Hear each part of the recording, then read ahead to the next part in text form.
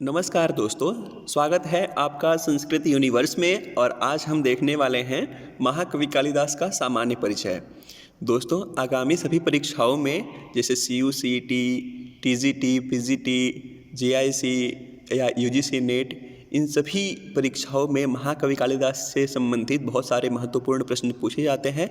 हम उन्हीं सारे प्रश्नों को लेकर के इस वीडियो में उपस्थित हुए हैं। तो आइए शुरू करते हैं। दोस्तों, महाकवि कालिदास का जो जन्म काल है उसके बारे में देखते हैं पहले कि महाकवि कालिदास का जो जन्म काल है वो ईस्वी पूर्व प्रथम शताब्दी, इनका जन्म काल है ईस्वी पूर्व प्रथम शताब्दी। और बहुत सारे विद्वानों में इसका मत ऐक्य नहीं है। कुछ विद्वान इनको गुप्त काल का भी मानते हैं, लेकिन कतिपय विद्वानों ने इस पर पुष्टि की है इसकी कि महाकवि कालिदास का जो जन्म समय है वो ईस्वी पूर्व प्रथम शताब्दी ही रहा होगा। अब इनके जन्म स्थान में भी बहुत सारा विवाद है। जैसे जन्म स्थान में देखा जाए तो कुछ लोग इसको उज्जैनी मानते हैं, कुछ लोग इनको कश्मीरी मानते हैं और कुछ लोग इनको बंगाली भी मानते हैं। लेकिन महाकवि कालिदास की एक अपूर्व कृति रही है जिसका नाम है मेघदूतम। उसमें महाकवि कालिदास ने उज्जैनी का बहुत ही बारीकी से वर्णन किया है। जैसे लगता था कि वो उनका गांव है, वो उसको बहुत दिनों से, बहुत सालों से उनको जानते हैं। तो उज्जैनी को बहुत ही अच्छे तरीके से वर्णन करने के कारण बहुत सारे विद्वान इनको मानते हैं कि हाँ, ये उज्जैन के ही रहे होंगे। आगे देखते हैं दोस्तों, महाकवि कालिदास की जो पत्नी थी उनका नाम था विद्योत्तमा, और महाकवि कालिदास के जो ससुर थे उनका नाम था शारदानंद। महाकवि कालिदास दोस्तों जाति से एक ब्राह्मण थे और ये उपासक थे शिव के, क्योंकि इन्होंने जो 7 ग्रंथ लिखे हैं उन 7 ग्रंथों में जो मंगलाचरण हैं उसमें अधिकांश माता पार्वती और शिव के ही मंगलाचरण हैं। आगे देखते हैं, महाकवि कालिदास के जो मित्र थे वो श्रीलंका के राजा कुमारदास थे, और इनके जो आश्रयदाता थे वो चंद्रगुप्त विक्रमादित्य को माना जाता है। ये उन्हीं के दरबार में एक नवरत्नों में से एक थे। इसके आगे देखते हैं दोस्तों, महाकवि कालिदास ने 7 ग्रंथ लिखे और महाकवि कालिदास की जो रचनाएं हैं वो कालक क्रमानुसार इस प्रकार से हैं। जैसे सबसे पहले उन्होंने क्या लिखा और सबसे बाद में उन्होंने क्या लिखा, उसके अनुसार हमने यहाँ पे एक स्लाइड तैयार की है। जैसे देखिए, सबसे पहले उन्होंने ऋतु संहारम लिखा। ऋतु संहारम एक गीति काव्य है और ऋतु संहारम में 6 ऋतुओं का वर्णन है। इसके बाद देखते हैं कुमार संभवम। कुमार संभवम एक महाकाव्य है और इसमें कार्तिकीय की उत्पत्ति से संबंधित विषय हैं। इसके बाद देखते हैं दोस्तों मालविकाग्निमित्रम। मालविकाग्निमित्रम में मालविका नायिका हैं और अग्निमित्र जो हैं वो नायक हैं, और ये नाटक है, और ये नाटक में भी वीथी की श्रेणी में आता है। इसके बाद से देखते हैं विक्रमोर्वशीयम। विक्रमोर्वशीयम भी एक नाटक है और यह एक त्रोटक की श्रेणी में आता है। इसमें पुरुरवा और उर्वशी से संबंधित विषय हैं। इसके बाद से देखते हैं कि मेघदूतम। मेघदूतम एक खंड काव्य है और खंड काव्य में भी 2 भागों में ये विभक्त है, जैसे कि पूर्व मेघ और उत्तर मेघ। मेघदूतम में यक्ष और यक्षिणी का आख्यान है और ये एक अपूर्व कृति रही है। इसके बाद से देखते हैं रघुवंश महाकाव्यम। रघुवंश महाकाव्य जो है वो 19 सर्गों में विभक्त है और ये भी एक महाकाव्य है, और इसमें रघुवंश के 29 राजाओं का क्रम बाय क्रम वर्णन किया गया है। इसके बाद से देखते हैं महाकवि कालिदास की एक बहुत ही अप्रतिम और अपूर्व कृति है जिसका नाम है अभिज्ञान शाकुंतलम। इसका 200 से ऊपर भाषाओं में अनुवाद कर दिया गया है, और ये भी एक महाकवि कालिदास की नाटक है जिसमें 7 अंक हैं। इसके बाद से आगे देखते हैं दोस्तों महाकवि कालिदास की काव्य शैली। काव्य शैली के बारे में देखते हैं। इनका प्रिय छंद जो है वो उपजाति और अनुष्टुप रहा है। इसके बाद से इनके जो प्रिय अलंकार है वो कौन नहीं जानता कि एक सूक्ति ही प्रसिद्ध है उपमा कालिदासस्य, अर्थात महाकवि कालिदास का जो प्रिय अलंकार है वो उपमा है। और महाकवि कालिदास की जो रीति एवं गुण हैं वो वैदर्भी रीति और प्रसाद गुण है। इनके बारे में एक उक्ति प्रसिद्ध है, वैदर्भी रीति संदर्भे कालिदासो विशिष्यते, अर्थात वैदर्भी रीति के संदर्भ में कालिदास को विशेष मानते हैं हम। और आगे देखते हैं कालिदास का एक जो प्रिय रस है वो है श्रृंगार रस। इसके बाद से आगे देखते हैं महाकवि कालिदास के संबंधित जो विशेष तथ्य हैं उसको जानने का प्रयास करते हैं कि इनके जीवन में कैसे उतार चढ़ाव आए, या फिर इन्होंने कैसे कैसे विद्या को अर्जन किया और इनका जो सामाजिक महत्व था या फिर इन्होंने अपने जो ग्रंथों पे लेखनी चलाई उसका किस तरह से इनके जीवन में प्रभाव था। महाकवि कालिदास जो थे उनको काली देवी की उपासना से विद्या की प्राप्ति हुई थी और विद्या प्राप्ति के बाद महाकवि कालिदास का एक कथन था, जैसे कि एक किंवदंती है। इनकी जब शादी हुई तो इनकी पत्नी जो विद्योत्तमा थी उनको मूर्ख समझ के घर से बाहर निकाल दी थी। तो ये गए काली देवी की उपासना की, उपासना करने के बाद विद्या प्राप्ति की है और उसके बाद से महाकवि कालिदास जो थे वो विद्या प्राप्ति के बाद आए तो अपने पत्नी के दरवाजे मतलब अपने घर के दरवाजे पर खड़े हुए और खड़े होकर के उन्होंने यह उक्ति बोली, अनावृत्त कपाटम देहि, अर्थात इसका मतलब है दरवाज़ा खोलो। इसके प्रत्युत्तर में उनकी जो पत्नी थी वो कहती हैं कि अस्ति कश्चित् वाग् विशेषः, मतलब लगता है कोई विद्वान पुरुष है, मतलब कोई विद्वान आया है दरवाजे पे। तो उसके बाद इन्होंने महाकवि कालिदास ने अस्ति, कश्चित् और वाग् इन तीनों पे 3 ग्रंथ लिख डाले। इनकी विद्वत्ता इसी से समझ में आ जाती है कि कितने विद्वान रहे होंगे। जैसे अस्ति से उन्होंने कुमार संभवम, इसका मंगलाचरण ही है अस्तुत्तरस्याम दिशि देवतात्मा। तो इसमें जो अस्थि पद आया है, जैसे अस्तु इसका संधि विच्छेद करेंगे तो अस्थि हो जाएगा, अस्ति उत्तरस्याम दिशि ऐसे करके। तो बोल रहा है कि अस्तुत्तरस्याम दिशि देवतात्मा, ये अस्थि से उन्होंने एक ग्रंथ लिखा कुमार संभवम, ये एक महाकाव्य है। और फिर दूसरा जो है कश्चित्, कश्चित् शब्द से इन्होंने मेघदूत नामक एक खंड काव्य लिखा जिसमें आता है कश्चित् कांता विरह गुरुणा स्वाधिकारात् प्रमत्तः। तो कश्चित् शब्द से कश्चित् यहाँ पे एक मिल गया। और फिर से एक आगे आता है वाग्, वाग् से इन्होंने महाकवि कालिदास ने 19 सर्गों में रघुवंश महाकाव्यम लिख डाला। तो इसमें आता है वाग्रथा विव संपृक्तौ, वाग्रथ प्रतिपत्तये, भगवान शिव और माता पार्वती की इसमें वंदना की गई है। इसके अनंतर देखते हैं विक्रमादित्य के सभा में 9 रत्न थे जिसमें से एक कालिदास भी थे। महाराज जो विक्रमादित्य थे उनके सभा में 9 रत्न बैठते थे दोस्तों, और उसमें से एक कालिदास जो थे वो प्रमुख रत्नों में आते हैं।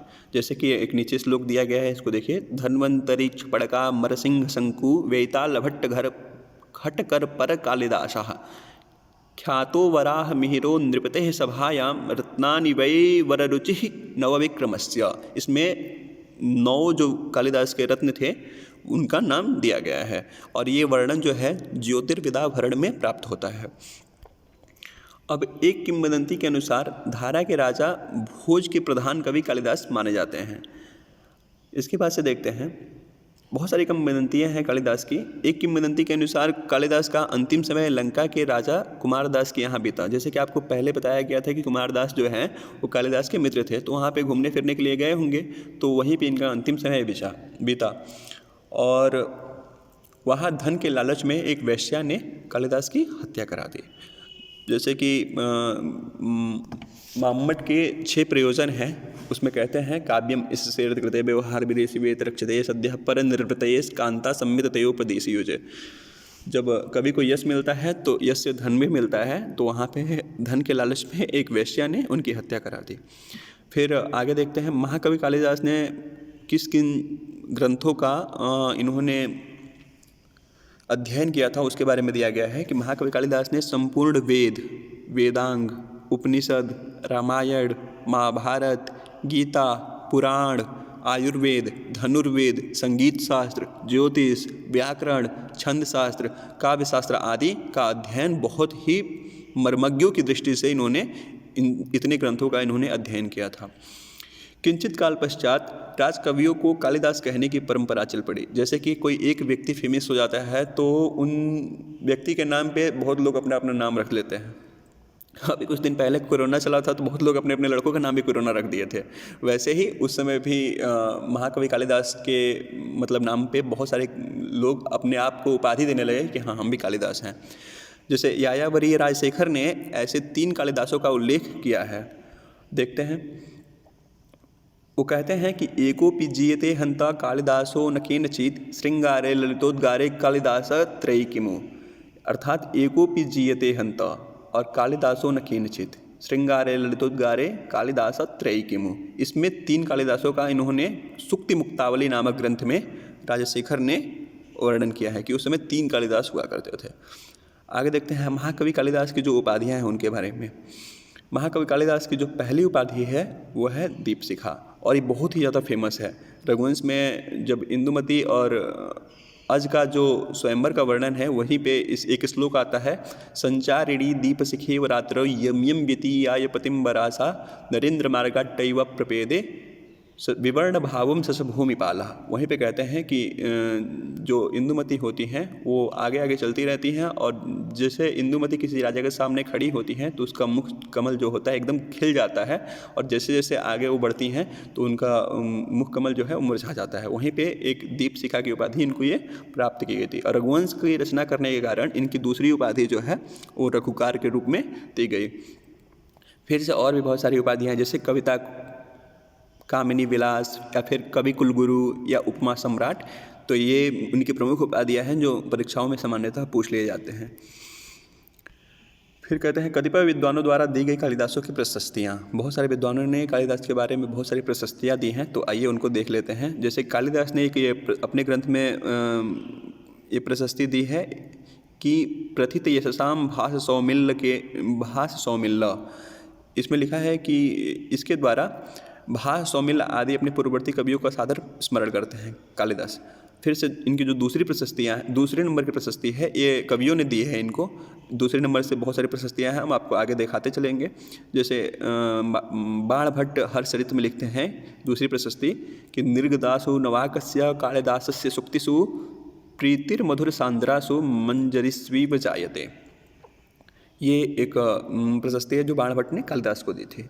फिर से तीसरी प्रशस्ति देखते हैं, लिखते हैं कि साकूत मधुर कोमल विलासिनी कंठ कूजित प्राये शिक्षा समयेपि मुदे रतलीला कालिदासोक्ति। ये गोवर्धनाचार्य जो हैं अपने ग्रंथ आर्या सप्तशती में कहते हैं। इससे आपका एक चीज़ और अच्छा से मजबूत हो सकता है, जैसे कि गोवर्धनाचार्य का ग्रंथ है आर्या सप्तशती या फिर बाण भट्ट का ग्रंथ है हर्षचरित। तो इन सब चीज़ों को देख करके आप तैयार कर सकते हैं एक कवियों का नाम और उनका ग्रंथ का परिचय। फिर से चौथा देखते हैं, इसमें लिखा है कवि कुलगुरु कालिदासो विलासः। ये जयदेव जो हैं प्रसन्न राघव में लिखते हैं। जयदेव भी संस्कृत साहित्य में 3 हुए हैं, एक पीयूष वर्ष जयदेव और एक प्रसन्न राघवकार ये जो जयदेव हैं, और फिर एक गीत गोविंदकार जो जयदेव हैं। तो ये प्रसन्न राघवकार जयदेव हैं। फिर से आगे देखते हैं 5वें नंबर की, इसमें लिखे हैं दंडी ने अवंती सुंदरी में लिप्ता मधुर द्रवेणासन यस्य निर्विषया गिरः तेनेदम वर्त्म वैदर्भम कालिदासेन शोधितम। मतलब कि इसमें दंडी ने अवंती सुंदरी में इनके बारे में ये प्रशस्ति दी है। इन सबको देखना इसलिए उपयोगी है कि क्योंकि बहुत सारे प्रतियोगी परीक्षाओं में बस नीचे की एक लाइन दे दिया जाता है और पूछ लिया जाता है कि ये किसकी मतलब प्रशस्ति है, किसने दी है और किस कवि को दी है। तो इसीलिए ये बहुत ही ज़्यादा इम्पोर्टेंट है, तो कृपया इसको देखें। अब 6वें नंबर की जो प्रशस्ति है वो है अस्पृष्टा नालिनीव दृष्टा हारावलीव कृता गुणोधैः प्रिया कावालीव प्रकामहृत्या न कालिदास अपरस्य वाणी। इसमें लिखा है न कालिदासस्य अपरस्य वाणी, मतलब कालिदास की अपर वाणी ऐसे हो सकती है। तो ये है श्री कृष्ण कवि की। आगे देखते हैं, जैसे 7वीं इनकी प्रशस्ति है ख्यातः कृति सोपि न कालिदासः शुद्धा सुधा स्वादुमती च यस्य वाणी मिषाचंद्रमरीचि गोत्र सिंधो परम पारमवाप कीर्ति। यह सोढल ने उदय सुंदरी नामक इनकी एक कथा ग्रंथ है उसमें लिखा है। अब सोढल का ग्रंथ कौन है? यह है उदय सुंदरी, इसको भी आप याद कर सकते हैं। फिर से जयंत जो है न्याय मंजरी, ये जयंत जो थे मिथिला के रहने वाले थे, इन्होंने भी कालिदास के बारे में लिखा है एक प्रशस्ति। जैसे क्या लिखा है, अमृते नैव संसिक्ता चंदने नैव चर्चिता चंद्रांशुभिरिवोदृष्टा कालिदासस्य सूक्तयः। ये 8वीं प्रशस्ति है। फिर 9वीं देखते हैं। 9वीं में लिखते हैं वैदर्भी कविता स्वयं कृतवती श्री कालिदासम वरम। जो वैदर्भी रीति है वो स्वयं कालिदास का वर्णन करती है, ऐसा इसमें प्रसिद्ध है। अब इनकी 10वीं प्रशस्ति देखते हैं दोस्तों। इसमें लिखा है पुष्पेषु चंपा नगरीषु कांची नदीषु गंगा चंद्रपेषु रामः नारीषु रंभा पुरुषेषु विष्णु काव्येषु माघः कवि कालिदासः। एक घटकर पर जो एक कवि हैं उनके द्वारा ये प्रशस्ति दी गई है। अब जैसे कि पुष्पों में चंपा, नगरी में कांची और नदी में गंगा, नृपों में राम, नारियों में रंभा और पुरुषों में विष्णु और काव्यों में माघ और कालिदास का नाम लिया जाता है। फिर से आगे देखते हैं। 11वां जो प्रशस्ति है आचार्य उद्भट ने दिया है। इसमें लिखा है मयसम दधीस सरकरम पयः कालिदास कविताम नवम वयः शारदेन्दु च कोमला स्वर्गशीष मुख भुंजते जनः।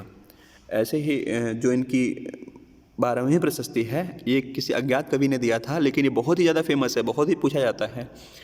काव्येषु नाटकम रम्यम तत्र रम्या शकुंतला तत्रापि चतुर्थोऽङ्कः तत्र श्लोक चतुष्टयम्। ये किसी अज्ञात कवि के द्वारा दिया गया है। इसके बाद से देखते हैं इनकी जो 13वीं प्रशस्ति है उसके बारे में। 13वीं प्रशस्ति जो है आचार्य आनंदवर्धन देते हैं ध्वन्यालोक में, और ये बहुत ही ज़्यादा पूछा जाता है कि अस्मिन्निति विचित्र कवि परंपरा वाहिनी ससार कालिदास प्रभृतयो द्वित्रा पंचसावा महाकाव्य इति गण्यन्ते। बोल रहे हैं कालिदास के समान द्वित्राह यानी 2 या 3 या अधिक से अधिक पंचसा मतलब 5 ही महाकवि गिने जाते हैं। ये आचार्य वर्धन अपने ध्वन्यालोक में कहते हैं। फिर आगे देखते हैं दोस्तों, एक सूक्ति है उद्भट की उपमा कालिदासस्य, जो 14वें नंबर की प्रशस्ति है। इसमें कहते हैं कि उपमा कालिदासस्य यानी जो उपमा अलंकार है वो कालिदास का जो अलंकार है, क्योंकि अपने ग्रंथों में सबसे ज़्यादा उन्होंने उपमा अलंकार प्रयोग किया है। इसके बाद से 15वां प्रशस्ति देखते हैं दोस्तों। इसमें लिखा है पुरा कवीनाम गणना प्रसंगे कनिष्ठिकाधिष्ठित कालिदासः अद्यापि तत्तुल्य कवेरभावा दनामिका सार्थवती बहुआ। ये मल्लिनाथ कहते हैं। इसके बाद से देखते हैं 16वां जो ऐहोल शिलालेख है। ऐहोल शिलालेख भी यूजीसी इत्यादि परीक्षाओं में लगा हुआ है। उसमें कहते हैं कि कालिदास का नाम आया हुआ है। तो इसमें सविजयताम रविकीर्ति कविताश्रित कालिदास भारवी कीर्ति है। इसमें कालिदास और भारवी का युग्म नाम दोनों में इसमें आया हुआ है। तो बहुत सारी परीक्षाओं में पूछ लेता है कि ऐहोल शिलालेख में किस कवि का नाम आया हुआ है, तो इसको याद रखिए कि कालिदास और भारवी का नाम आया हुआ है। इसके बाद से देखते हैं दोस्तों जो 17वीं प्रशस्ति है उसमें लिखा गया है कालिदास गिराम सारम कालिदास सरस्वती चतुर्मुखोऽथवा साक्षात विदुर नान्ये तुमादृशा। ये भी मल्लिनाथ ही कहते हैं। 18वीं प्रशस्ति है सुवसा कालिदासस्य मंदाक्रांता प्रबलगति। ये क्षेमेंद्र कहते हैं सुव्रत तिलक में। क्षेमेंद्र का एक ग्रंथ है सुव्रत तिलक, उसमें ये कहते हैं सुवसा कालिदासस्य मंदाक्रांता प्रबलगति। उसके बाद से 19वीं जो कारिका है ये महत्वपूर्ण है, मल्लिनाथ जी का है। इसको देखिए माघे मेघे गतम वयः या मेघे माघे गतम वयः। इसमें कहते हैं कि मेघ और माघ को पढ़ने में पूरी जिंदगी निकल जाती है। मेघ अर्थात मेघदूत और माघ अर्थात जो माघ कवि द्वारा विरचित शिशुपाल वध है। तो इसको पढ़ने में सारी जिंदगी निकल जाती है क्योंकि ये बहुत ही अनुपम कृति है। इसके बाद से 20वीं कारिका देखते हैं, 20वीं प्रशस्ति। इसमें लिखा है आचार्य मम्मट ने काव्य प्रकाश में कि कालिदासा दिनामिव यशः, अर्थात कालिदास इत्यादि की तरह यश होना चाहिए। ये 6 प्रयोजनों में से एक प्रयोजन है जो यश के संदर्भ में महाकवि मम्मट आचार्य मम्मट ने काव्य प्रकाश में लिखा है। इसके बाद से देखते हैं 21वां प्रशस्ति। इसमें लिखा है महाकवि कालिदासम वंदे वाग्देवता गुरुम यज्ञाने विश्वमाभाति दर्पणे प्रतिबिंबनम। ये हलायुध ने अपने ग्रंथ में लिखा है और 22वीं इनकी सबसे लास्ट प्रशस्ति है। इसमें लिखा है क इह रघुकारे न रमते। यह कुछ आलोचकों ने इनके बारे में कहा है। तो दोस्तों आज हम महाकवि कालिदास के बारे में इतना सारा कुछ जाने और पढ़े। अगर आपको वीडियो अच्छा लगा हो तो धन्यवाद।